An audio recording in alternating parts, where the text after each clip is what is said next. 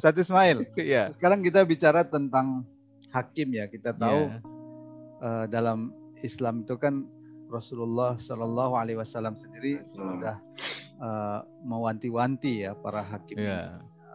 Rasulullah menyebutkan ada 3 hakim ya, al-qudatu salasatun ya, ada 3 hakim, qadin fil jannati wa qadiyani finnar. Jadi satu qadi atau satu hakim itu di surga, 2-nya itu di neraka ya. Nah, kalau yang di surga itu dia hakimnya mengetahui kebenaran, kemudian dia memutuskan berdasarkan kebenaran itu, dia masuk surga. Yang kedua, hakimnya mengetahui kebenaran ya, tapi dia memutuskan bukan berdasarkan kebenaran itu, neraka. Atau yang ketiga, hakimnya itu jahil ya, hakimnya itu tidak mengetahui kebenaran itu, maka ini juga masuk neraka. Kira-kira dalam kondisi penegakan hukum kita sekarang ya, bagaimana Ustadz Ismail membaca dalam perspektif hadis ini ya? Iya, saya kira yang pertama kali menjadi masalah itu adalah menyangkut fakta. Jadi fakta itu kan satu, bahwa Habib itu menyatakan diri sehat, itu faktanya itu. Apalagi tadi ditambahkan keterangan oleh Mas Yanuar bahwa akar persoalannya sebenarnya adalah terkait prokes untuk rumah sakit Umi. Tidak ada hubungannya dengan Habib itu. Nah, jadi dari telaahan terhadap fakta persoalan saja itu sudah kelihatan bahwa ini digeret-geret gitu, digeret-geret. Jadi dari kasus Umi kok tiba-tiba ke Habib.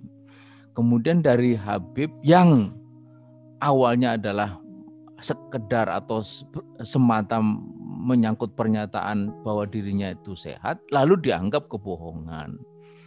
Gitu. Dari kebohongan ditarik lagi ini pidana. Kenapa? Karena ada menimbulkan keonaran. Pakailah undang-undang tahun 46.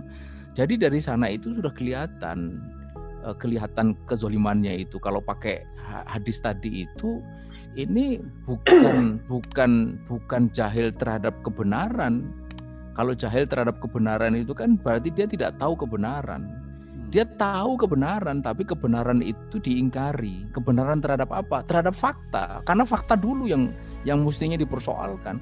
Karena hukum itu kan dipakai untuk menghukumi, pasal itu dipakai untuk menghukumi fakta. Ketika fakta itu diframing atau dikemas atau dipahami secara salah, maka hukum atau pasal yang dipakai itu akan kemudian dicarikan yang sesuai dengan apa yang diframingkan itu, yang difahami itu. Nah, ini yang terjadi. Jadi bukan soal jahil kepada kebenaran, dia ngerti kebenaran terhadap fakta gitu. Tapi itulah disitulah kenapa kita mesti mengingat Allah Subhanahu Wa Taala kan mengatakan wa idza hakamtum bainan nas antahkumu bil adl gitu. Jadi jika engkau menghukumi di antara manusia maka hukumnya dengan adil. Adil itu kalau dalam konteks ini itu menyangkut 2 hal. Yang pertama adalah adil di dalam memahami fakta kejadian.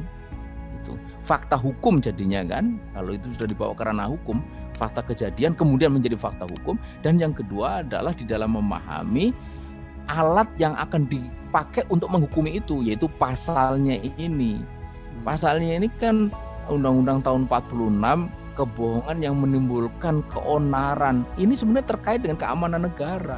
Bagaimana bisa ini dipakai untuk sesuatu yang sebenarnya jauh dari keamanan negara? Ini prokes kok, apalagi ini rumah sakit yang hari-hari itu banyak menolong orang sakit. Bagaimana kemudian dikaitkan dengan soal ancaman terhadap keamanan negara? Jadi tidak adilnya itu menyangkut 2 hal, menyangkut fakta kejadian yang kemudian menjadi fakta hukum dan di dalam memilih pasal yang dipakaikan untuk menghukumi itu. Gitu. Jadi jelas sekali dia di mana posisinya kalau menurut hadis itu. Iya.